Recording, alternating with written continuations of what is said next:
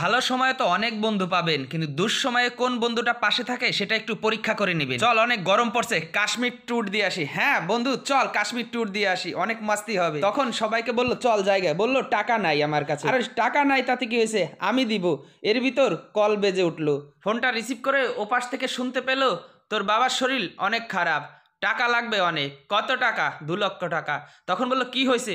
বললো দোস্ত অনেক সময় খারাপ, টাকা লাগবে ইমার্জেন্সি 2 লাখ। বললো আমার কাছে তো এই মুহূর্তে কোনো টাকা নেই, আমি আসি।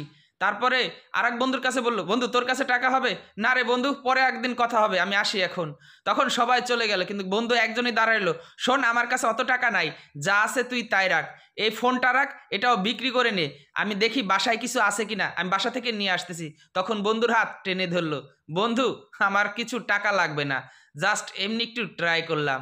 দেখ, কাশ্মীর যাবার কথা শুনে তো কত বন্ধু দাঁড়াই গেল, কিন্তু আমার বিপদের কথা শুনে দেখ সবাই চলে গেল, গেলি না শুধু তুই। তাই দুষ্ট গরুর থেকে শূন্য গোয়াল অনেক ভালো।